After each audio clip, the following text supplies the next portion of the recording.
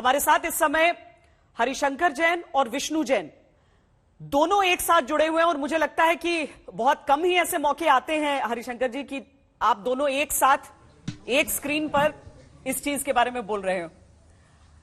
ये बताइए कि आज जो तस्वीरें सामने हैं वो आप लोगों के मुख से हम सुन रहे थे, लेकिन जब वो सारी चीजें आंखों के सामने देख रहे हैं तो लग रहा है जो एक एक चीज हरिशंकर जी आपने वर्णन किया था वो सारी चीजें हूबहू वैसी ही हैं सामने जी।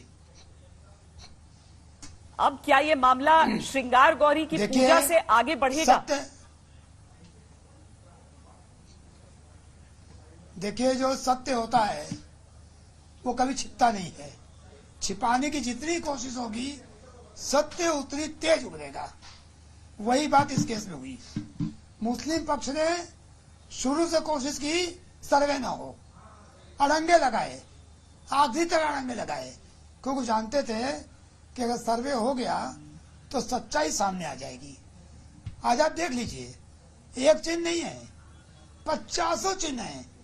चीख चीख कर कह रहे हैं कि मंदिर थी, और मंदिर तोड़कर जो तथाकथित मस्जिद का निर्माण हुआ ये किसी तरह से वैलिड नहीं है। चाहे इस्लामिक ला ले लीजिए और चाहे हिंदू ला ले लीजिए। भाई ऐसा तो नहीं है कि कोई आदमी बिना कानून के चलेगा। आज मुस्लिम भी कहते हैं कि हम इस्लामिक ला शरिया चलेंगे। तो भाई मुझे बता दीजिए क्यों कहते हैं कि हमारे धर्म में बड़ा शांति का धर्म है। ये नहीं बताया गया है किसी धर्म स्थान को गिराकर अपना बनाइए, और अगर बन गया तो उसको मानेंगे नहीं। बड़े शान से कहा जाता है, और जितने उलेमा सब कहते हैं, वो आज भी कहते, कल भी कहा था, बराबर कह रहे हैं। आज प्रमाण मिल गया है, ऐसे अकाट्य प्रमाण जिसको कोई काटने वाला पैदा नहीं है। शिवलिंग, भोलेनाथ का शिवलिंग, आदिकाल बहुत पुराना शिवलिंग, और उस पर यही नहीं कितना बड़ा कुटाराघात किया गया है। दिल पसीज जाता है, दिल दहल जाता है कि हमारे भगवान के साथ ऐसा अन्याय किया गया। ऐसी बात को देखकर शर्म आती है कि और कैसे इस अमानुषिकता को सपोर्ट किया जा रहा है, कैसे लोग सपोर्ट कर रहे हैं। उसको कह रहे हैं कि ये क्या है, फाउंटेन है। अरे भाई, कहीं ऐसा फाउंटेन होता है? विष्णु जी, अब एक करके क्रम से हम समझना चाहते हैं। अभी तक जो मामला अदालत में चल रहा था, क्या उससे अलग आप लोग कोई रास्ता अपनाना चाहते हैं? अब क्या कोई नई याचिका, कोई नए रूप में इस मामले को हम देख सकते हैं अदालत में? देखिए श्वेता जी, सबसे इम्पोर्टेंट बात यह है कि हमने अपनी पिटीशन में जितनी चीजें लिखी थी, एक एक चीज आज आपके सामने है। और सबसे महत्वपूर्ण बात ये लिखी थी हमने अपने पिटीशन में कि वहां पे देवता विराजमान है, वहां पे विजिबल डेटी है। तो अब जब वहां पे हमारे देवता विराजमान है तो मैं पूछना चाहता हूं कि क्या यहाँ पे प्लेसेस ऑफ वर्शिप एक्ट लागू होगा? क्या प्लेसेस ऑफ वर्शिप एक्ट का ये इंटरप्रिटेशन होगा? क्या इसका धार्मिक स्वरूप एक मस्जिद का हो सकता है? और जो आपने सवाल पूछा कि डेफिनेटली जिस तरह से आज यहाँ पे सिविल कोर्ट में इस मामले को लटकाने की कोशिश की जा रही है, 1991 में विजय शंकर रस्तोगी ने पहला केस फाइल किया था, आज 2022 हो गया, अभी तक वो इस मामला इसी मुद्दे पे चल रहा है कि प्लेसेस ऑफ वर्शिप एक्ट यहाँ पे अट्रैक्ट होता है कि नहीं होता है।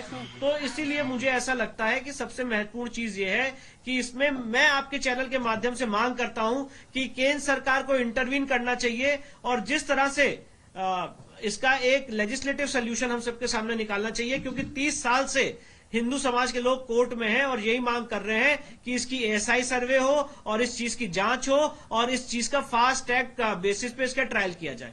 तो उस चीज की, वो चीज इस समय नीड ऑफ द आवर है, एएसआई सर्वे और इसका fast track trial.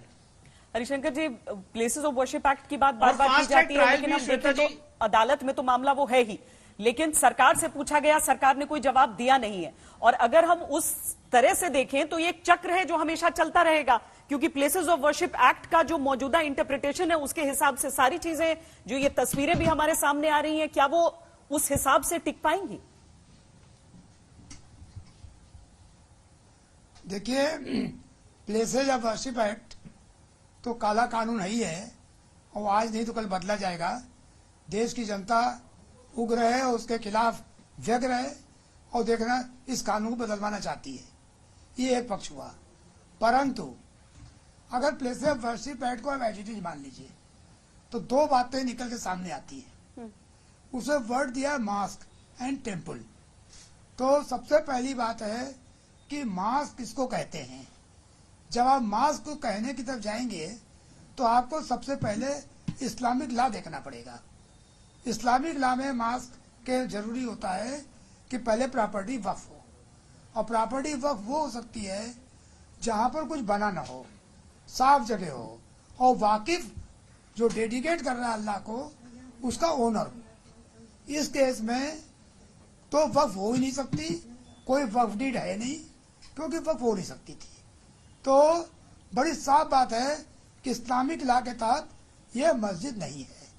Place of worship act के तहत जो वर्ड मास्क है, मास्क का मतलब होता है which is recognised under Muslim law, temple as recognised under Hindu law, church as recognised under British law और क्रिश्चियन लॉ। तो ये तीन डिस्टिंक्शन बड़े साफ हैं। तो मस्जिद तो आई नहीं है। अगर मस्जिद नहीं है तो प्लेस ऑफ वर्शिप एक्ट में लागू नहीं होता, पहली बात। दूसरी बात, वर्ड है रिलीजियस कैरेक्टर। 15 अगस्त 1947 को इस बिल्डिंग का रिलीजियस कैरेक्टर क्या था?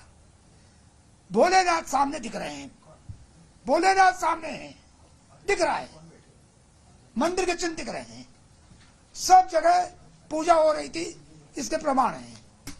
तो भाई रिलीजियस कैरेक्टर क्या हुआ? रिलीजियस कैरेक्टर उसका मंदिर का हुआ।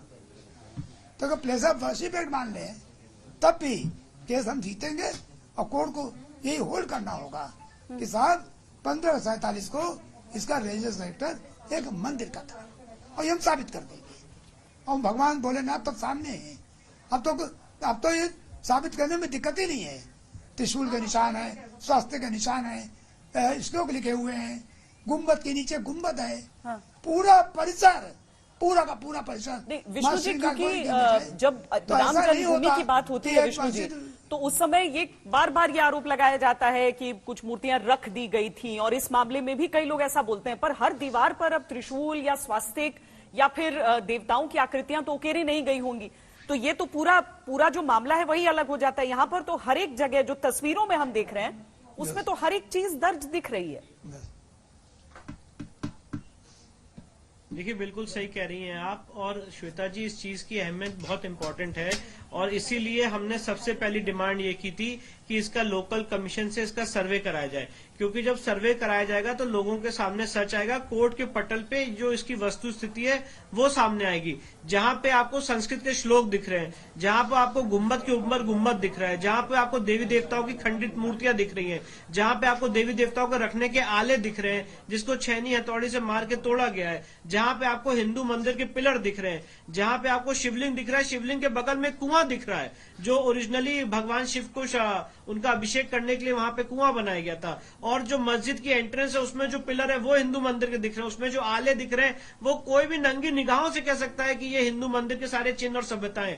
तो इसीलिए मैं ये बात कहना चाहता हूं, आज मुस्लिम पक्ष के लोग यहाँ हाईकोर्ट में, यहाँ डिस्ट्रिक्ट कोर्ट में दीन मोहम्मद का जजमेंट पढ़ रहे थे, और पैरा 40 में दीन मोहम्मद के जजमेंट में सिविल जज ने लिखा है कि मंदिर तोड़ के मस्जिद नहीं बनाई जा सकती है, और वो मस्जिद इस्लाम के हिसाब से भी वैलिड मस्जिद नहीं होगी। वहां पे जो आप नमाज भी ऑफर करेंगे वो नमाज भी अल्लाह को कबूल नहीं होगी। हरिशंकर जी, अब इसमें आगे क्या कदम अगर हम समझना चाहें आपसे, कि अभी तक दावा शब्द का इस्तेमाल किया जा रहा है कि हिंदू पक्ष कह रहा है कि शिवलिंग है, मुस्लिम पक्ष कह रहा है फव्वारा है, लेकिन इसमें तो दूध का दूध पानी का पानी तब होना जब पता चले कि ऊपर जो हिस्सा है वो जुड़ा है या फिर पूरा निर्माण वैसा है। ये कैसे चीजें पता चलेंगी, और इसके लिए अब कानूनी प्रक्रिया क्या होने वाली है? देखिए, जिला न्यायालय में हमने ऑलरेडी दरखास्त लगाई हुई है कि नीचे की दीवार हटाकर और देखा जाए कि क्या है, ताकि असलियत सामने आवे। हमारी दरखास्त लगी हुई है, और मुस्लिम पक्ष उसका विरोध कर रहा है। मुस्लिम पक्ष ने सर्वे का विरोध शुरू से किया, ये जो वजू स्थल पर पानी भरा हुआ था उसको हटाने का विरोध किया, और हर प्रकार से विरोध आज भी कर रहे हैं। परंतु मुझे पूरी उम्मीद है कि न्यायालय सच जानने के लिए इसकी कार्बन डेटिंग हो, आगे की खुदाई हो, कुछ न कुछ प्रक्रिया अपनाएगी जिसकी वजह से सत्य सामने आएगा। अभी एक चीज और बता दूं, अगर थोड़ी सी 2 फीट तक खानी खुदाई और हो जाए तो आपको चौंकाने वाले तथ्य सामने आएंगे। ये बिल्कुल साफ बता रहा हूँ, नोट कर लीजिए जी। मात्र 2 फीट अगर खुदाई हो जाएगी तो बहुत तथ्य सामने आएंगे और उनको खुदाई होने से बिल्डिंग पर कोई असर नहीं पड़ता, नीचे मिट्टी भरी हुई है और बहुत कुछ दबाया गया नीचे, सब सामने आना चाहिए। और मैं चाहता हूं कि सत्य सामने आवे और इसके लिए जो भी कानूनी प्रक्रिया आगे जरूरत होगी उसका उपयोग करेंगे। विष्णु जैन जी, इसमें हम कुछ तस्वीरें भी सामने चलाकर और आपसे उसके बारे में कुछ जानना चाहते हैं। जब हम वजू खाने में पूरा पानी भरा हुआ देखते हैं तो कुछ उसमें दिख नहीं रहा है। अगर वो तस्वीर हम सबसे पहले शुरू कर पाए यहाँ पर, जिसमें पूरा पानी ऊपर तक लबालब भरा हुआ है, उस समय कुछ प्रतीत नहीं हो पा रहा है कि क्या हो सकता है। वो एक बस एक वजू खाने की जैसा है जिसमें पानी भरा हुआ है। वो तस्वीर अगर हम पहले स्क्रीन पे चला सकें, जिस तस्वीर में पूरे में पानी भरा हुआ है, हम जल्दी से वो तस्वीर लेते हैं। और विष्णु जैन जी, ये बताइए कि फिर उसमें कैसे आपको डाउट लगा था कि यहां पर हमें देखना चाहिए, क्योंकि वो आवाजें हम पीछे सुन सकते हैं कि इसका पानी हटाना है। और उसके बाद ये देखिए, ये वाली जो तस्वीर हम दिखा रहे हैं जिसमें पूरे में लबालब पानी है, इसे देखकर यकीन कर पाना मुश्किल है कि इसके अंदर से वैसी आकृति निकलेगी।